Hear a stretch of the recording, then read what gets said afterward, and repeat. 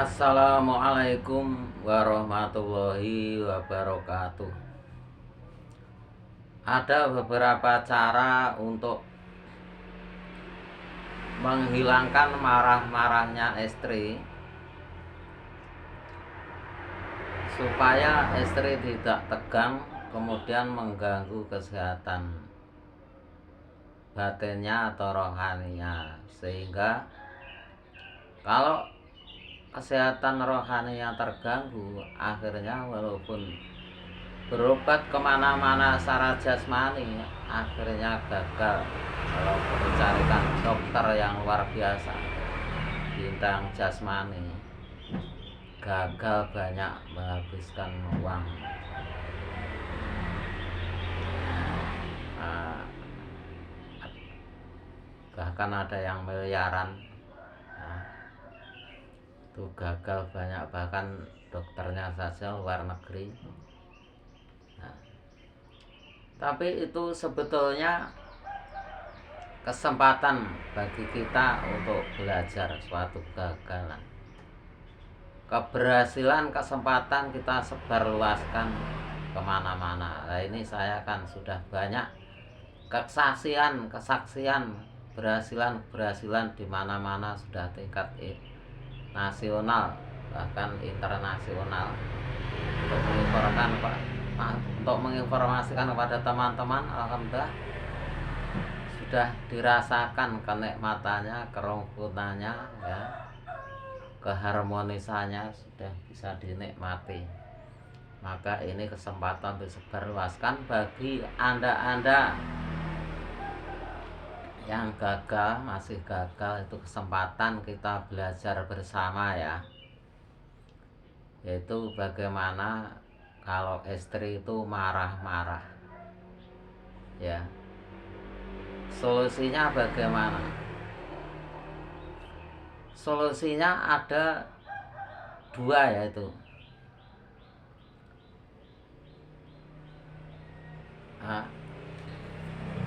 dia kalau belum dewasa, kalau pemikirannya belum dewasa, walaupun istri kita sudah tua umurnya, tapi pemikirannya, kedewasaannya masih kurang jauh. Walaupun sudah dewasa, pemikirannya tapi masih kurang. Nah, itu didewasakan. Nah, bagaimana cara mendewasakan istri ini? Nah, itu ada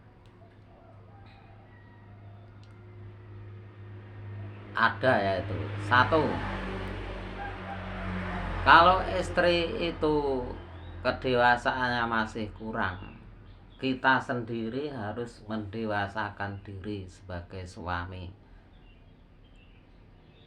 supaya kita bisa terampil untuk membantu istri, untuk membina istri.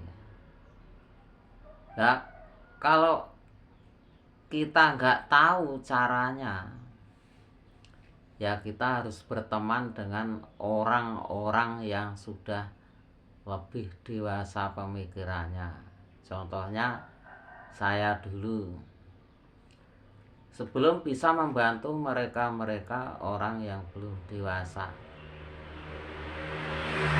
saya selalu bergaul, mencari kesana kemari, baik secara online atau offline, pada orang-orang yang ilmu pengetahuannya lebih dewasa, pemikirannya lebih dewasa, tindakannya lebih dewasa, ya, sehingga kita bisa. Jadi bisa itu karena teman, ya, karena teman itu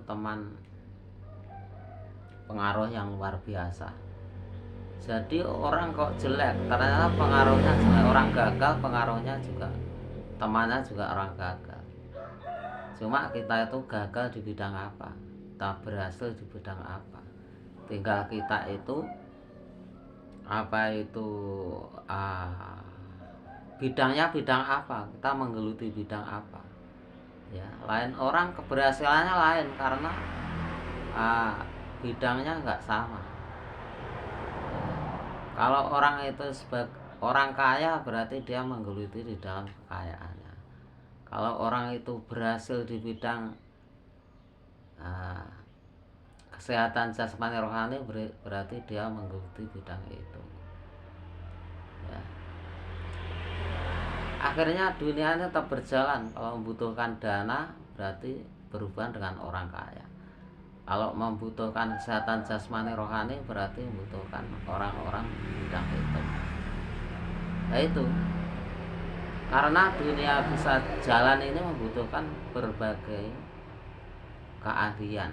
Orang satu ini nggak ada orang yang ahli di segala bidang, nggak ada. Ada orang itu ahli dalam kepemimpinan. Kalau kita baru mau mendengar atau mendengarkan orang, baru mau menghormati orang, kalau orang itu sudah punya segala bidang, ya nggak ada. Kadang-kadang pemikiran kita itu begitu, kita cari orang baru mau mendengarkan kalau dia mampu di berbagai bidang. Kadang-kadang manusia terjerumus ke situ, ya nggak ada ya. Makanya karena apa, kita itu ibaratnya sebagai bangunan. Kalau sebagai reng ya, reng yang ditumpangi gendang itu ya, itu kemampuannya sebatas itu. Kalau gendang kemampuannya itu. Jadi nggak ada orang mampu di berbagai bidang, sehingga satu sama lain nggak boleh menghina. Makanya manusia itu ya satu sama lain nggak boleh menghina. Kalau sudah dipasang bangunan itu akhirnya nggak ada kelemahan ya. Coba kalau belum dipasang ya banyak kelemahan, banyak perawatan. Manusia juga begitu. Kalau sudah digabungkan satu sama yang lain itu nggak ada kelemahan. Karena apa? Kelemahannya akan ditutup oleh satu sama yang lain. Bangunan juga seperti itu. Lah kok di sana-sana ada masalah, itu artinya mana yang belum merapat, kan gitu. Seperti genteng,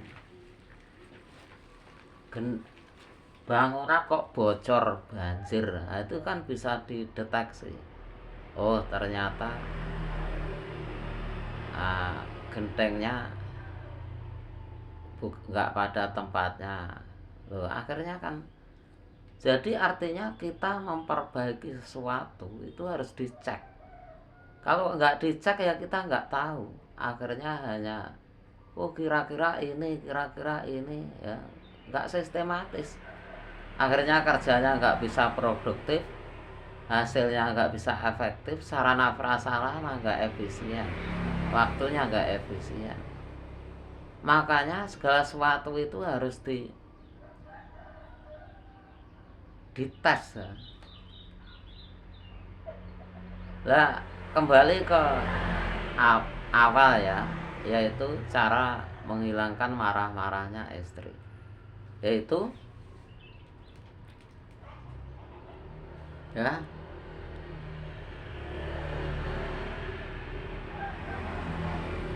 istri itu kan ya dia itu kan kemampuannya sebatas dia di bidangnya apa. Adapun di bidang yang lain harus kita bantu. Kalau kita nggak bisa membantu kepada istri kita, kita harus mengundang orang yang bidangnya sesuai dengan permasalahan tersebut. Jadi kalau istri itu pemikirannya belum dewasa, kita harus dewasa supaya kita bisa membantu dia. Kalau kita nggak bisa membantu dia, nggak bisa memberikan solusi kepadanya, nggak bisa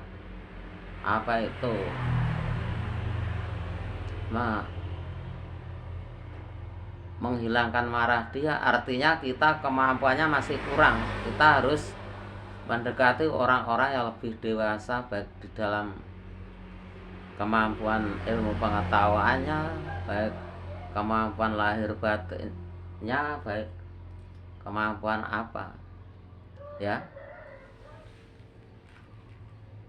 Nah ini contohnya istri saya dulu ya,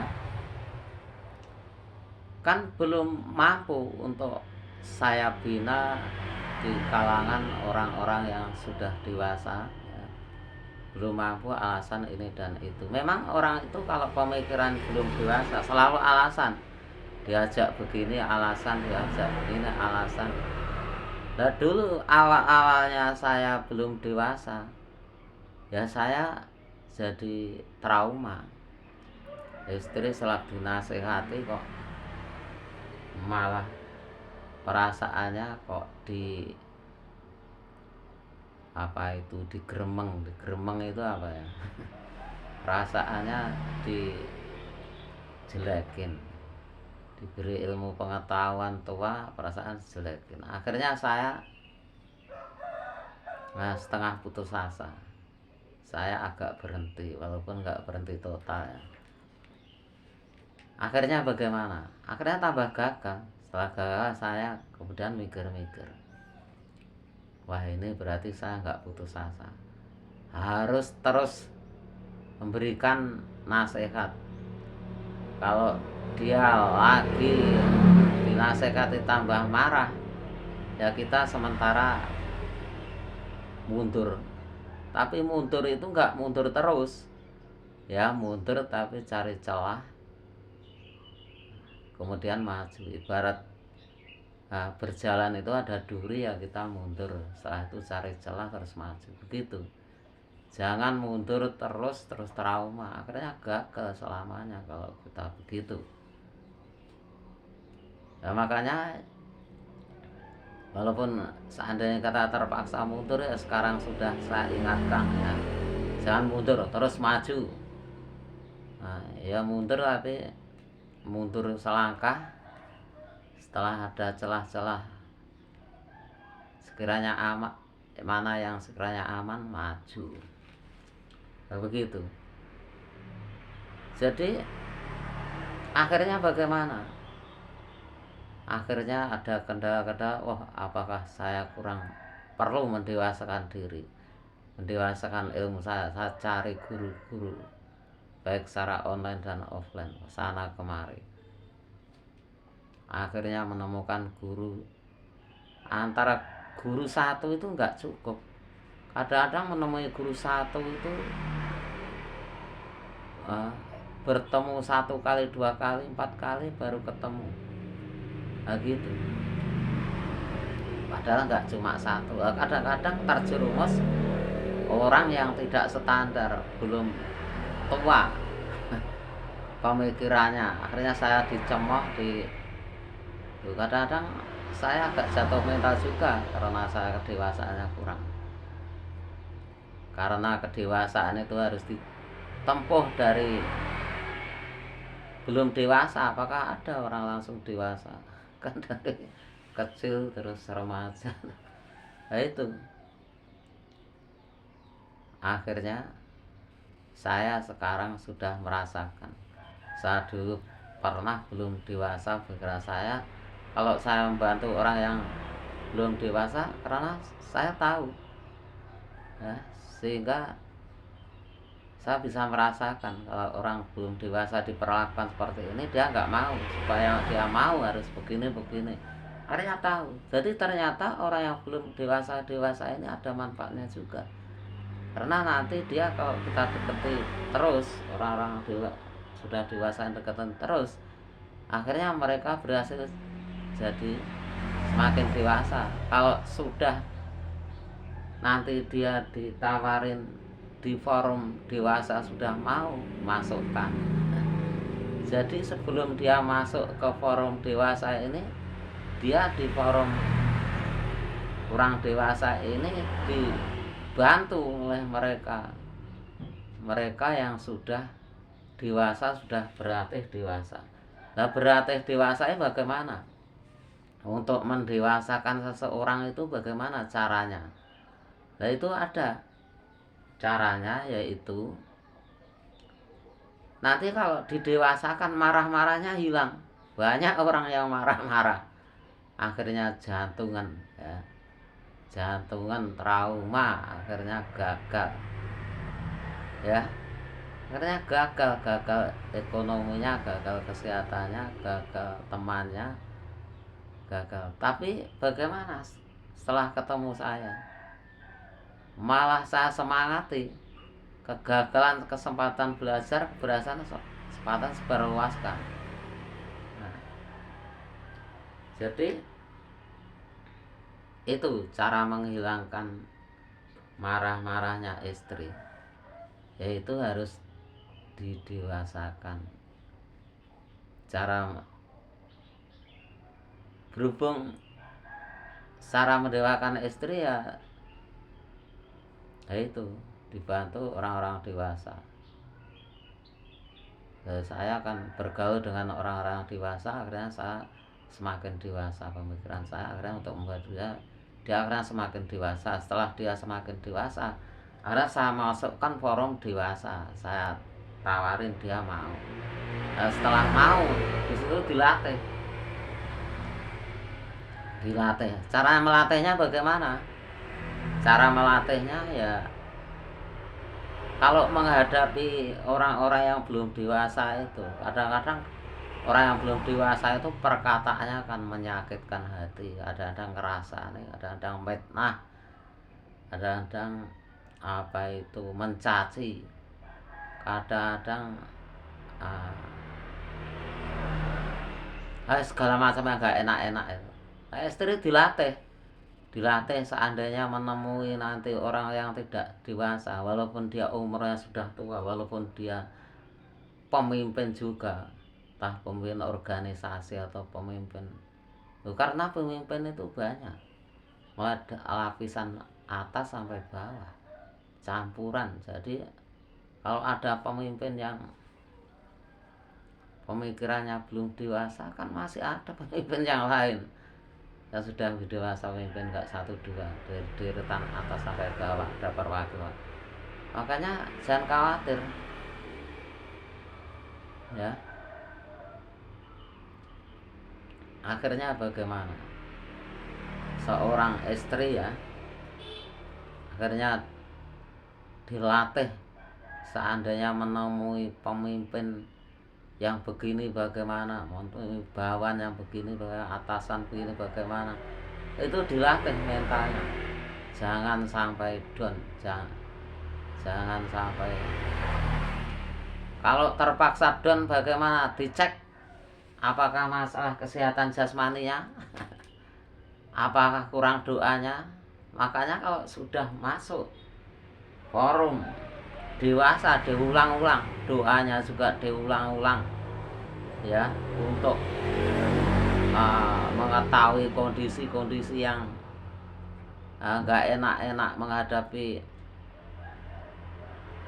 orang-orang yang belum dewasa ini, supaya kebal, akhirnya nggak jantungan, nggak ketakutan, nggak bingung, dan dilatih doa-doa supaya dia merasa punya Tuhan Yang Maha Esa, merasa Tuhan Yang Maha Esa itu mengutus malaikat mendampingi kita di dalam menghadapi mereka-mereka yang belum dewasa ini. Memang yang belum dewasa ini ibaratnya anak kecil atau ngencingi, ya, kita ajak malah ngencingi kita, malah bioli kita, ya, biraki kita. Tapi kalau kita pemikiran sudah dewasa, kan malah kita mandiin, kita bersihin, kita suapin, dan segala macam, ya. Kalau orang-orang ini yang sudah terlatih kedewasaan, sudah dilatih mentalnya sudah kuat, mental baja, akhirnya mampu untuk merawat mereka-mereka walaupun umurnya sudah tua tapi belum dewasa, atau mereka pernah dewasa pemikiran, sudah tua pemikirannya kembali kecil lagi. Nah, itu caranya.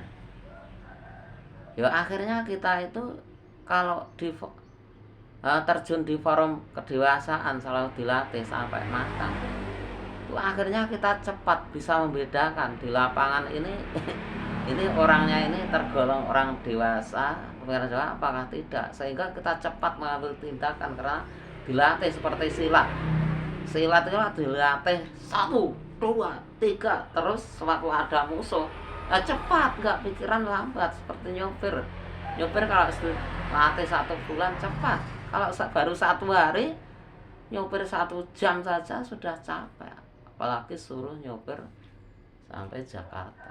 Kadang-kadang kita itu melihat umurnya manusia, wah ini umurnya sudah banyak, dikira banyak keterampilan, belum tentu. Dia mungkin terampil di bidangnya saja, di bidang pola pikir dewasaan belum tentu dia mampu. Makanya kita lihat orang ini kemampuannya di bidang apa, ya walaupun tua ini kita amati ya kemampuan di bidang. Kalau dia bidangnya bidang kekayaan, dia nggak membidangin di bidang apa itu cara menghadapi orang-orang yang belum dewasa, jangan diterjunkan ke situ ya. Ini nanti malah gak berhasil. Karena apa? Suatu hal yang dikerjakan bukan ahlinya, nah itu malah tambah rusak. Nah itu yang terjadi di lapangan itu begitu. Kalau ada kerusakan di sana, berarti yang mengerjakan itu orang-orang yang bukan ahlinya. Tapi kesempatan bagi kita, ya itu kegagalan di mana-mana kesempatan bagi kita untuk belajar. Nah, keberhasilan kesempatan kita sebarluaskan. Akhirnya apa? Berhubung perkataan saya bisa ulang-ulang ya, baik secara online dan offline, akhirnya mereka semakin kebal. Tadinya awal-awalnya mereka itu malah mabuk, nah, karena belum kenal. Nah, ibarat orang sakit, kalau nggak dilatih makan, nggak dilatih minum obat, kan ya Kak, tetap sakit saja. Sama mengibaratkan begitu. Mereka itu kan orang sakit, baik secara jasmani dan rohani. Kalau nggak dikasih obat, nggak dibujuk-bujuk, ya, nggak dikasih makan, ya tetap saja. Akhirnya bagaimana? Ya saya bujuk-bujuk, kasih makan, kasih obat. Obatnya pemikiran itu ya begini, informasi. Nah, kesaksian keberhasilan di mana-mana ini digembur-gemburkan secara fakta, tidak tidak mitos, fakta. Ya, fakta betul fakta. Saya menjalani sendiri fakta di lapangan kegagalan, dan saya sudah tahu keberhasilan ya saya. Akhirnya bagaimana? Awal-awalnya saya hanya cari guru-guru, di lapangan saya sendirian. Walaupun saya sendirian, saya akan berdoa kepada Tuhan Yang Maha Esa, dan mereka orang-orang banyak akan mendoakan saya. Walaupun mereka enggak mendoakan, ya ada yang bilang saya bantu doa, begitu juga ada. Ya walaupun mereka enggak bilang, tapi doa secara umum itu kan mendoakan orang-orang yang baik. Nah, saya berniat baik kan ikut doa mereka. Makanya saya walaupun sendirian, saya enggak sendirian. Saya berarti dibantu doa mereka. Tuhan Yang Maha Esa mengutus malaikat mendampingi saya. Nah itu, saya walaupun sendirian nggak jatuh mental. Dan bagi orang yang nggak tahu, dikira saya yang hebat, padahal enggak. Nah, hebat siapa ya? Tuhan Yang Maha Esa mengutus malaikat. Makanya saya ya setiap ada tugas di sana untuk mengatasi suatu permasalahan. Setiap itu loh, saya itu keterbatasan, entah terbatasan uang, kadang-kadang ilmu kurang, apa kurang. Kalau saya menunggu, kadang-kadang saya ditegur oleh istri saya, nunggu uang, ya keburu sekarat yang di sana. ya, jaraknya ratusan kilo, kurang lebih 1000 kilo atau 500 kilo. Nah itu ya keburu sekarat. Yang penting doa dulu, nanti diberi petunjuk oleh oleh Allah oleh Tuhan yang Maha apa, lewat ilham atau lewat ide-ide kreatif. Nah itu berangkat, yang penting berangkat. Nyatanya di perjalanan kehabisan sangu dicukupi lah Tuhan. Ada kendala-kendala cukupi, ilmu kurang cukupi, ide kreatif kurang dicukupi, ya itu. Bahkan saya menyelesaikan masalah enggak dari bujang dulu, udah banyak fakta-fakta, ya. Walaupun sudah banyak fakta-fakta, kalau itu enggak selalu kita ulang-ulang, ternyata kadang-kadang lupa. Enggak, makanya orang kalau sudah lupa, yang tadinya produktif akhirnya enggak produktif. Kalau sudah tua kadang-kadang kan enggak produktif. Nah ini saya ya masih semangat. Nah begitu caranya, dilatih. Nah kalau dilatih, melatih istri, nah istri kan sudah mau ya, belajar dengan ilmu dewasa. Kalau tahu-tahu kok ada kendala, ya itu kita cek supaya kerja kita dan saya dan istri saya itu supaya bisa produktif, hasilnya efisien, sarana prasarana efisien. Itu harus secara sistematis. Sistemnya bagaimana, dicek apakah istri saya itu, saya sendiri juga begitu, saya cek ya, apakah kesehatan jasmani rohaninya ini menurun. Nah, itu dicek. Kalau jasmani dicek pakai ini panasnya berapa, ya. Kadang-kadang kalau panasnya kurang, itu energi nggak bisa jadi. Akhirnya kalau energi nggak jadi, malas.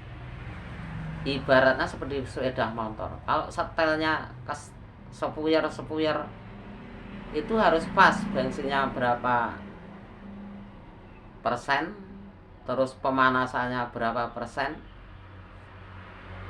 Pemanasan di bus itu berdasarkan ada setelannya. Bensinnya berdasarkan ada setelan di sepuyer. Pemanasan setelan bensin hawa itu kan di sepuyer berapa persen hawanya, bensinnya, olinya berapa persen. Nah itu harus dicek mana yang kurang. Nah, manusia juga begitu, dicek. Nah, kurang panas, energinya nggak bisa jadi. Kalau energinya jadi, ya kuat, ya. Berhubungan dengan suami istri juga kuat. Terus diajak membahas apa saja kuat. Kalau ternyata kok lebih nggak kuat, nah itu harus dicek apanya, ya. Kok males-malesan. Layaknya kita itu harus nggak alasan. Kalau orang sudah di forum dewasa ini nggak alasan, layaknya nggak alasan ini. Kok alasan ini dan itu, artinya ada kendala apa ini? Walaupun sulit, walaupun mudah, sebenarnya nggak alasan. Nah, kok alasan? Ini dicek secara jasmaninya, cek pakai ini.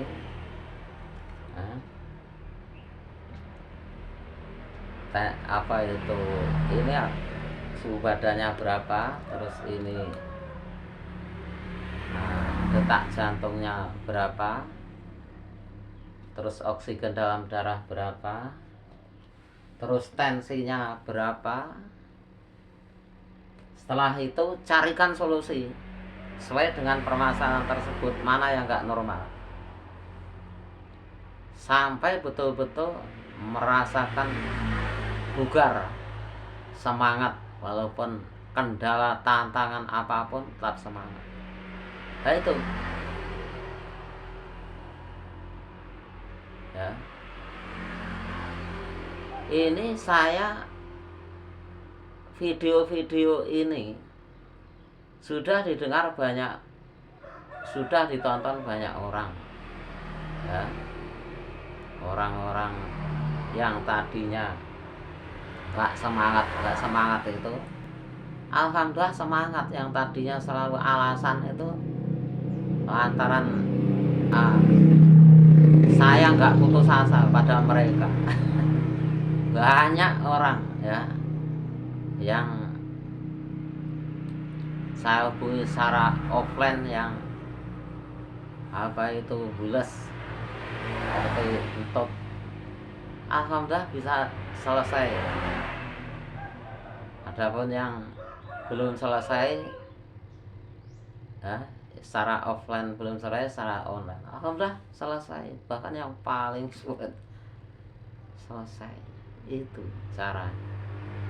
Itu bukan kehebatan saya. Mereka kan berdoa. Mereka berdoa. Nah, saya membidangi, saya kan mereka itu ahli doa. Ya. Jadi saya didukung oleh doa mereka. Walaupun dia nggak mendukung, tapi doa mereka mendukung. Ya. Mereka nggak mendukung saya kan karena mereka belum tahu. Ya, Kak. Nah, tapi doa mereka mendukung. Akhirnya bagaimana? Berhubung doa mereka mendukung, saya berani maju. Cuma maju saya itu kan harus pakai ukuran. Saya kan punya pengalaman dari bujang. Jadi ternyata skill atau suatu bidang itu dikelola dari bujang. Saya kan dari bujang itu kan mengajar ya, swasta. Tapi teman-teman kan mempunyai skill masing-masing. Walaupun sama-sama mengajarnya, tapi skillnya nggak sama. Kalau saya itu skillnya ya, itu murid-murid yang ketinggalan, baik orang tuanya atau itu saya bantu. Apa kendalanya mereka tidak bisa sukses di dalam ilmu pengetahuannya dan untuk mengamalkan sehingga bisa berhasil dinikmati. Apakah kendala kesehatan, apakah kendala kesehatan jasmani atau rohani, itu saya sudah biasa. Nah, sehingga saya menganggap mereka yang gagal itu sebetulnya mereka nggak sembarangan, punya prestasi. Ibarat bis itu ya, sebenarnya bis ini bis yang andalan, tapi hanya membutuhkan seorang servis. Berhubung saya biasa menservis kesehatan jasmani rohani, akhirnya ya secara psikologis akhirnya saya dulu juga pernah gak langsung berhasil ya. Saya dulu kan namanya ya pernah belum dewasa, pernah sakit, ya pernah mengalami kendala ini kan saya bisa merasakan. Nah, setelah saya menghadapi mereka yang gagal itu kan saya pernah merasakan. Berhubung saya pernah merasakan, ibarat saya lapar itu pernah lapar, sehingga kalau ada orang yang lapar ya saya tawani makanan. Kan begitu sama aja. Ada orang yang gagal di bidang apa? Jadi saya pernah gagal, pernah berhasil, sehingga saya kan bisa membantu. Makanya orang-orang yang gagal ini kalau kita bantu, kita dekati, baik gagal di bidang apa saja, itu nanti mereka bisa merasakan sewaktu-waktu kita sudah meninggal dunia, akhirnya bisa menggantikan kita. Ya, insya Allah. Yang sudah begitu. Ya. Loh, akhirnya mereka sadar. Ada orang yang bilang, mengapa kok sekali-sekali gagal, sekali-kali ada masalah. Kalau ada orang yang bilang begitu, artinya mereka belum dewasa, perlu dibantu. Akhirnya setelah dibantu terus, akhirnya mereka sadar, oh ternyata kegagalan itu ada manfaatnya, bisa untuk pelatihan. Kalau nggak ada orang yang gagal, ya kita hanya teori saja. Kita sekolah sampai perguruan tinggi, tingginya, ya hanya teori saja, nggak praktek. Berhubung ada kegagalan, ada masalah, akhirnya bisa untuk praktek, akhirnya mahir.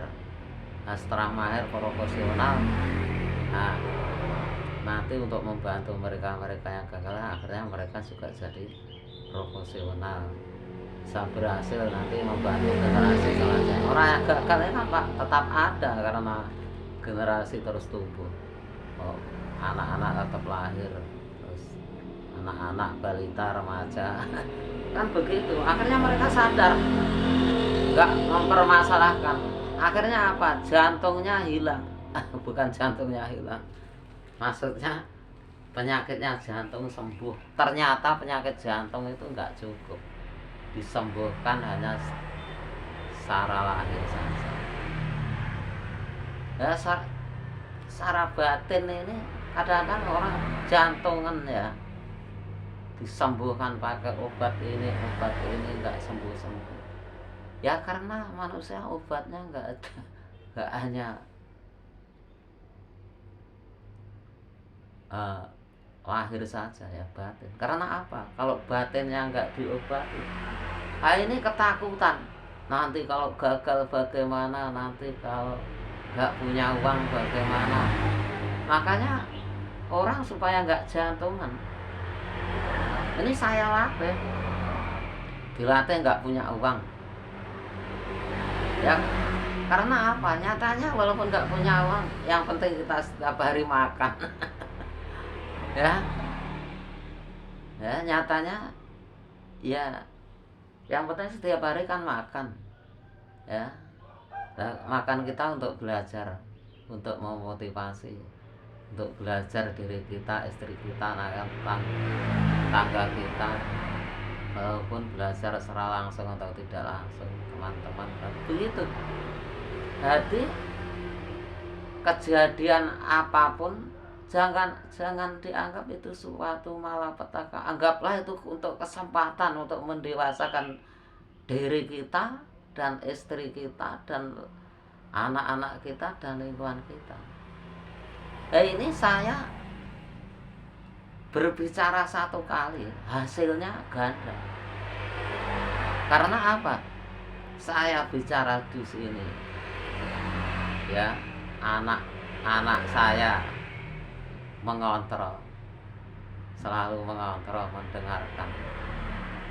Ya, jangan-jangan ini ayah ini nanti nguplotnya nggak benar, nanti mencemarkan nama dia, anak saya.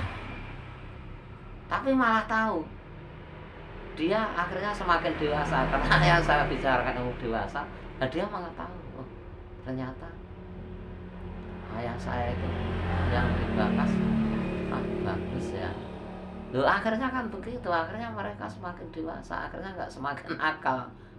Walaupun awal-awalnya nakalnya luar biasa, akhirnya nggak semakin nakal. Nah itu akhirnya tahu gitu. Orang-orang yang nakal atau anak-anak yang nakal karena mereka itu nggak tahu, ya. Lah orang-orang yang belum dewasa untuk memberitahu mereka kan, itu alasan ini dan itu, alasan itu karena anak nakal ini sudah nggak bisa padahal itu walaupun anak nakal seberapapun saja itu tetap ada hikmahnya. Karena apa? Kalau kita tekun terus menelusuri, ternyata ya hilang nakalnya ya. Akhirnya bagaimana untuk memotivasi orang-orang yang nakalnya nggak nakal banget, akhirnya bisa mencontoh. Lah itu nakal yang luar biasa malah berhasil. Kita punya anak nakal yang biasa kok nggak berhasil, berarti kurang apa? Gitu. Bisa untuk punya orang yang, contohnya orang yang punya masalah setulung aku merasa masalahnya paling tinggi. Akhirnya saya bilang, "Loh, saya itu masalah tingkat nasional, ya, semua orang mabuk, nah, mabuk, ya, mendem, tapi ternyata saya nggak alasan, saya mau mendatangi satu persatu. Biasanya kan kalau di daerah lain kan saya datangi satu persatu pakai sepeda motor. Saya datang di daerah itu nggak didukung, pinjam sepeda motor nggak boleh, sehingga saya tidak bisa mendatangi satu persatu. Akhirnya saya dicurigai yang tidak dicurigai. Saya di situ, berhubung saya dicurigai, saya akan diinterogasi. Kalau diinterogasi saya sudah nggak pertama kali, sudah sering. Setelah diinterogasi malah mereka tahu apa cara menyelesaikan suatu masalah. Kebetulan di situ adalah akhirnya mereka bertanya, bagaimana cara menyelesaikan? Begini cara masalah timbul karena ini, cara menyelesaikan ini sangat fleksibel karena mereka menghadapi satu persatu. Berhubung dihadapi satu persatu, dia datang ke saya satu persatu, akhirnya lebih mudah. Karena orang itu kalau dihadapi bersama-sama belum tentu bisa paham, karena satu sama lain orang itu kita harus mempunyai gaya-gaya yang berbeda sesuaikan dengan satu-satunya orang. Akhirnya bagaimana malah bisa selesai, mereka pemikirannya langsung hidup. Akhirnya satu masjid salaman semua, yang tadinya mendem informasi fitnah, wah, saya gede-gede, entah ini berhasil apa tidak, tapi tetap fokus. Suatu kesulitan harus ditembus pakai doa yang makbul. Kalau Tuhan yang Maha Esa mengutus malaikat, sudah tidak ada yang mengalahkan permasalahan. Nyatanya saya berhasil tidak satu dua kali, sudah nggak bisa menghitung tinggal keberhasilan saya itu, ya, setiap saya punya masalah itu nyatanya berhasil. Kalau orang-orang nggak mengatakan berhasil kepada saya, lah mereka kan nggak tahu masalah saya, dan mereka kan nggak tahu cara memproses masalah saya sampai berhasil. Mereka kan nggak tahu. Nah itu makanya mereka menganggap saya itu orang yang gagal, padahal saya berhasil, ya. Setiap ada orang keluhan apapun, ya, saya fokus kepada keluhan. Jadi kalau keluhan mereka kurang kaya,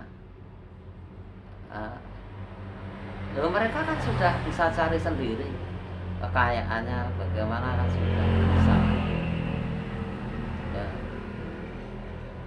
Kalau keluhannya di bidang ini dan itu, kesehatan jasmani rohani, ya,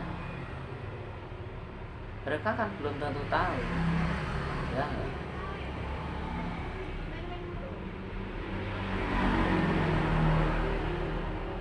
Jadi berhasil itu bukan diukur dari kaya dan miskin. Berhasil itu diukur dari kedewasaan, ya. Karena kita untuk menempuh suatu kedewasaan ibaratnya naik tangga. Kalau kita itu pakai ukuran itu, akhirnya nanti yang semakin dewasa itu punya keterampilan yang luar biasa secara proporsional. Dia punya skill sehingga dia secara sistematis, sehingga dia produktif untuk membantu mereka-mereka yang dewasa itu secara sistematis sehingga produktif, hasilnya efektif, secara efisien. Itu kalau kita hanya mengukur keberhasilan lewat kekayaan, itu masih sulit. Karena apa? Orang dibantu harta itu berapa aja kurang, ya, nggak bisa mensyukuri. Tapi kalau orang itu dibantu dengan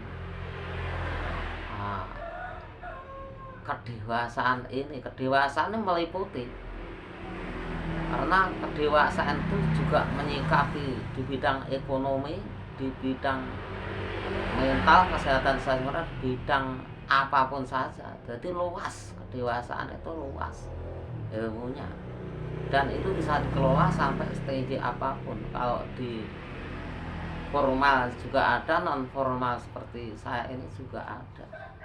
Itu nanti akhirnya disatukan, saling mendukung, itu luar biasa. Begitu. Akhirnya apa? Untuk mengurangi kesenjangan sosial. Begitu. Akhirnya bisa adil. Begitu. Atau seandainya ada yang kurang adil, dengan ini akhirnya bisa adil. Karena apa? Apa itu? Kalau kedewasaan sudah tinggi, itu uang berapa saja cukup, ya. Uang berapa saja cukup, ya. Keadaan berapa saja cukup. Nah, buktinya cukup. Dulu zaman Rasulullah perang, ya. Perang itu kadang-kadang nggak ada makanan, tapi karena didukung dengan kedewasaan yang tinggi, makan seadanya apa di situ. Walaupun nggak layak dimakan pada umumnya keadaan biasa, keadaan normal, berhubung keadaan darurat perang, akhirnya bisa, ya. Bagi orang yang belum dewasa, alasan berjuang ini dan itu, ini dan itu. Dan makanya mereka yang belum dewasa, alasan ini didampingi. Dia tetap bisa berjuang, tapi didampingi orang-orang yang dewasa ini. Akhirnya mereka bisa jalan, walaupun sebatas kemampuan belum dewasa, akhirnya mereka bisa berjalan. Begitu. Nah, makanya ciri-cirinya orang kok selalu alasan ini dan itu, menandakan kedewasaannya masih kurang. Orang yang tidak alasan, ya, tidak alasannya bagaimana? Jalan buntu melangkah jalan buntu, mundur selangkah, cari celah-celah mana yang nggak buntu, itu namanya nggak alasan. Nah, tapi kalau alasan jalan buntunya sudah berhenti di situ, itu namanya alasan.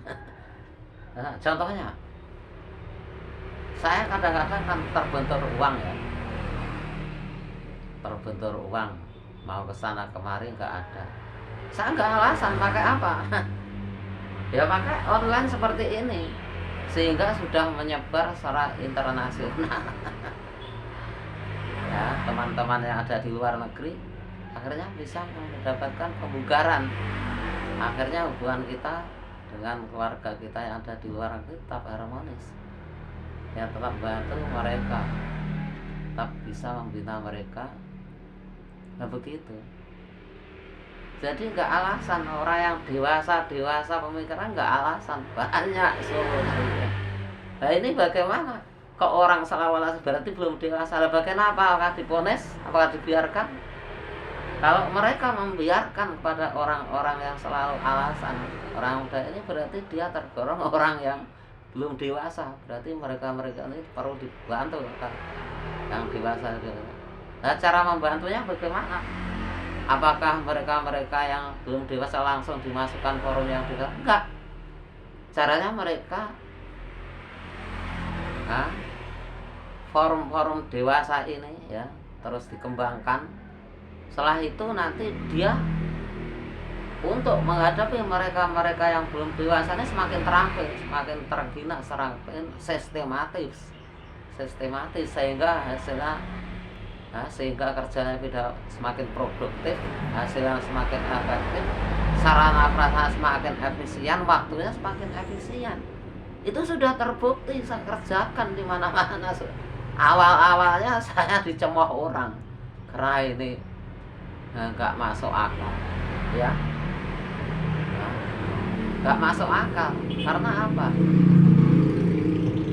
Mereka itu memandang dari rumah saya, memandang dari ijazah saya, memandang dari Mereka nggak memandang dari doa saya dan doanya teman-teman saya yang mendukung saya, ya. Ya karena teman-teman itu kadang-kadang yang sudah ilmunya tinggi itu kadang-kadang kan alasan. Ya sudah kuliah, sudah ilmunya tinggi, yang ini alasan. Alasannya kalau yang pemimpin ya saya itu kan pemimpin. Nanti kalau saya mendapatkan kesulitan, sementara di sini psikiaternya belum ada, orang yang pendamainya belum terampil. Nah ini nanti saya kalau diteror, kalau dibully sama mereka, saya malah jantung malah berantakan. Betul itu alasan mereka, itu sangat-sangat masuk akal. Tapi akhirnya bagaimana? Saya kan nggak jadi pemimpin, paling pemimpin rumah tangga, ya. Saya nggak khawatir akan jatuh. Nah, saya posisinya nah bagaimana kalau saya dijatuhkan? Saya pernah dijatuhkan, tapi kok nggak jatuh, bagaimana? Orang-orang yang menjatuhkan saya itu saya cari siapa orangnya. Berani saya mencari ke sana kemari, saya cari, tahu saya, oh yang menjatuhkan ini sumbernya dari saya cari. Bagaimana? Nah, dia kadang-kadang cari itu,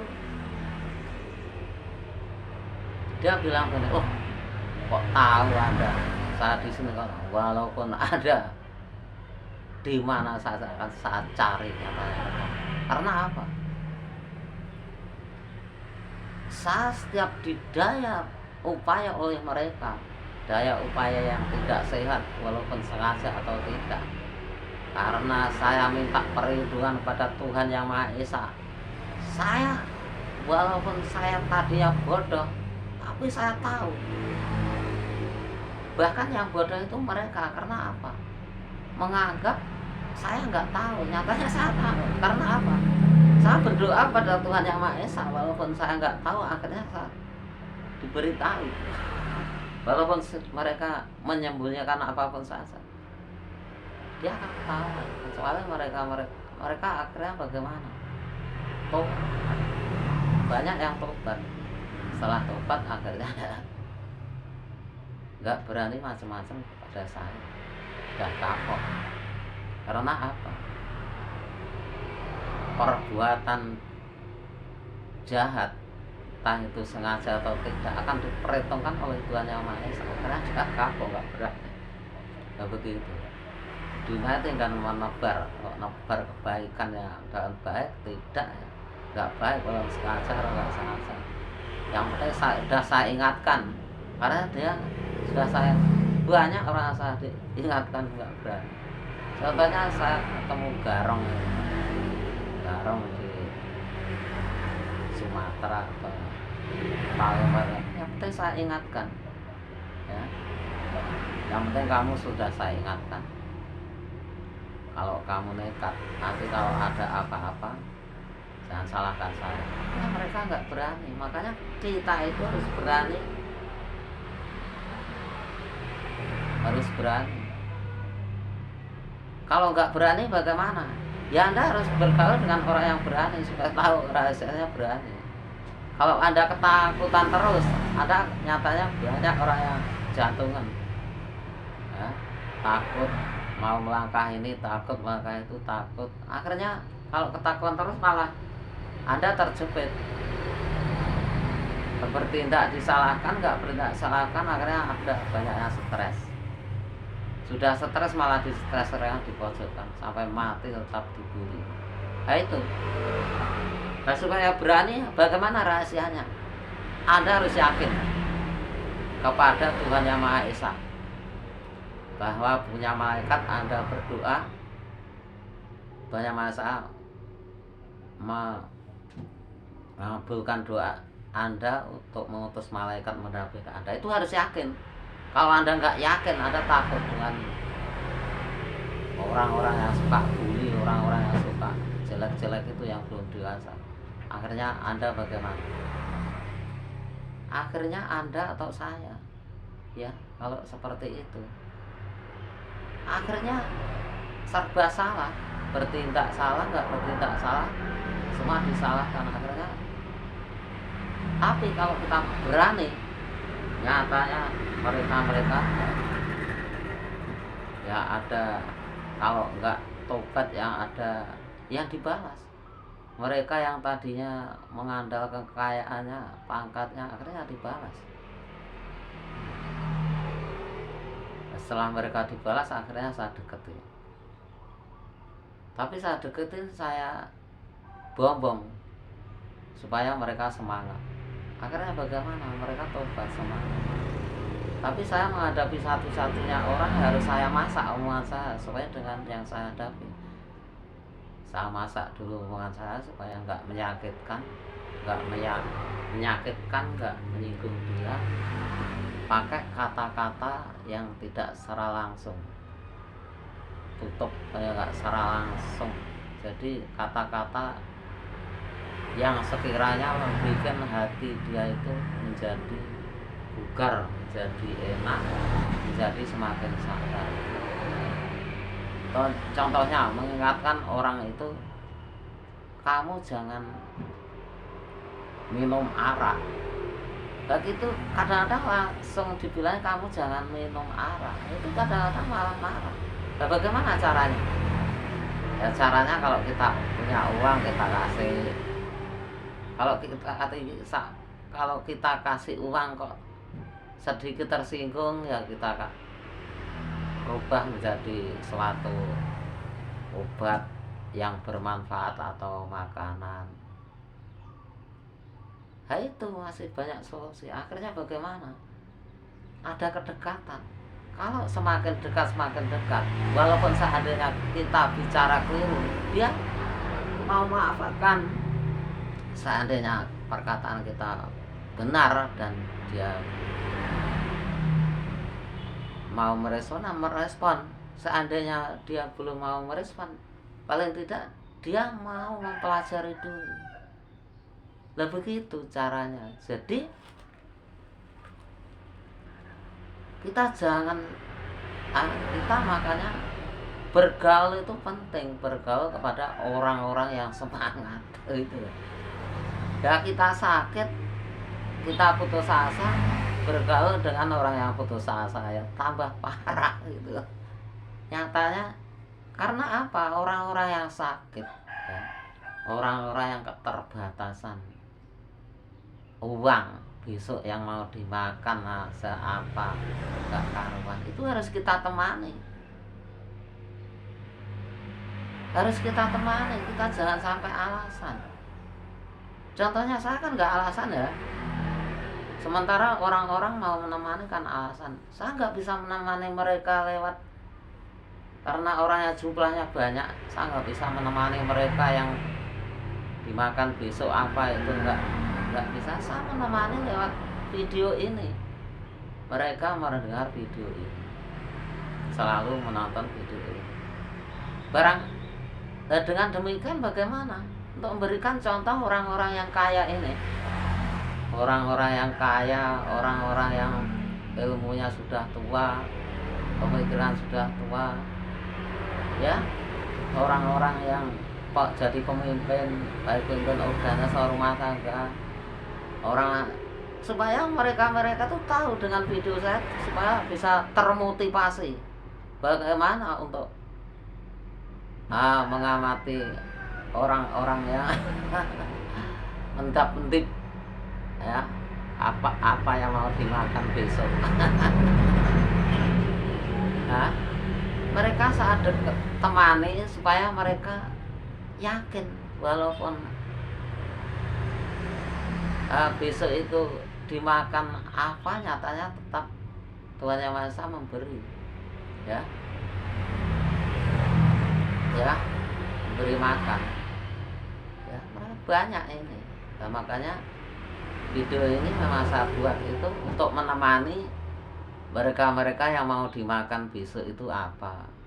Nah, sudah badannya sakit, jasmani rohaninya kesehatannya kurang, mau dimakan besok itu apa. Nah, ini saya untuk menemani mereka, keluarganya ada yang sehat. Nah, sekaligus supaya teman-teman yang kaya ini ya, teman-teman yang sehat jasmani rohani ini pernah mengalami seperti itu enggak? Kalau pernah, berarti ada ini semangat untuk bantu mereka. Kalau saya kan mengalami apa saja kan pernah, sehingga saya enak membantu mereka. Saya bisa merasakan caranya bagaimana. Ya kalau saya punya uang ya saya kasih uang. Kalau saya enggak punya uang ya saya doakan saja, semoga nanti mendapat rezeki. Ya macam-macam, kadang-kadang mengeluh orang anaknya yang enggak ngirim uang ya. Kalau saya mau menghubungi orangnya, anaknya enggak ngirim uang, kadang-kadang anaknya malah mutung ya, tersinggung. Ya saya enggak berani menghubungi ya. Akhirnya bagaimana? Ya saya doakan saja, semoga segera mendapat kiriman. Ya barangkali video saya ini nanti sampai di sana ya, sampai di sana ya, dengan anda semua ini ya, ada yang pemimpin, ada yang di pemerintahan, ada yang jadi DPR, ada nanti supaya menyambungkan ke sana mana bisa menyambungkan ke sana orang-orang tuanya ini, jangan sampai terlantar ya, jangan sampai terlantar orang tuanya. Ini orang tua yang terlantar itu kan banyak itu. Makanya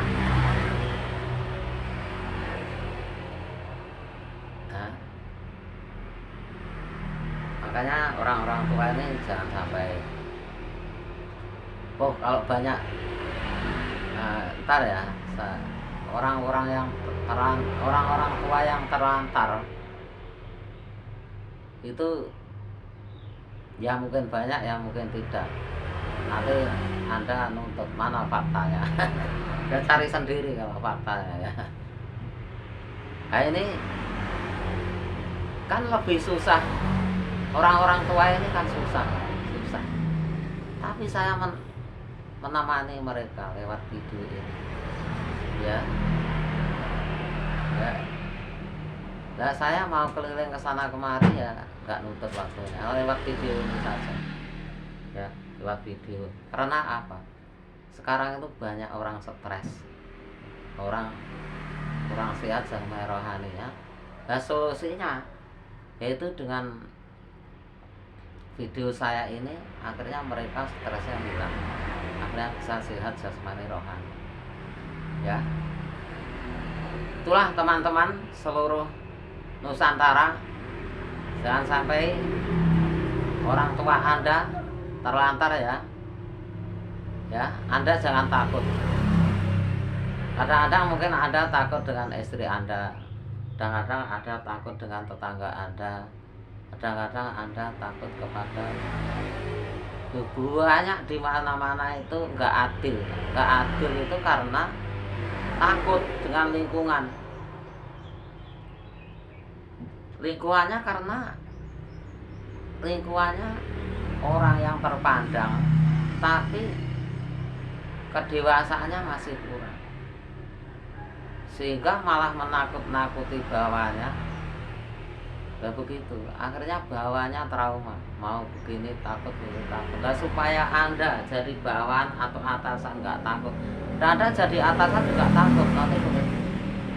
Nyatanya atasan bawahan banyak yang jantungan ini, akhirnya sakit, takut ini dan itu. Nah, supaya anda pemberani nggak takut bagaimana? Saya itu kan nggak takut ya, saya menghadapi siapa saja saya nggak takut. Rahasianya apa? Saya beritahu. Rahasianya pokoknya saya didukung oleh doa-doanya orang-orang, walaupun mereka nggak mendukung tindakan saya, tapi mereka mendukung secara doa. Akhirnya saya kerjakan, akhirnya mereka berubah arah mendukung tindakan saya. Yang tadinya nggak mendukungnya jadi mendukung. Berarti saya didukung oleh yang luar biasa, doa. Kalau doa itu saya juga berdoa, mereka berdoa, itu sudah Tuhan Yang Maha Esa yang mengutus malaikat. Nyatanya saya punya kendala apapun, difitnah apapun, nyatanya nggak mempan. Contohnya saya difitnah atau dirasani rumah saya berantakan, jelek. Nyatanya video saya ini rumah saya nyatanya Anda tahu sendiri, ya enggak?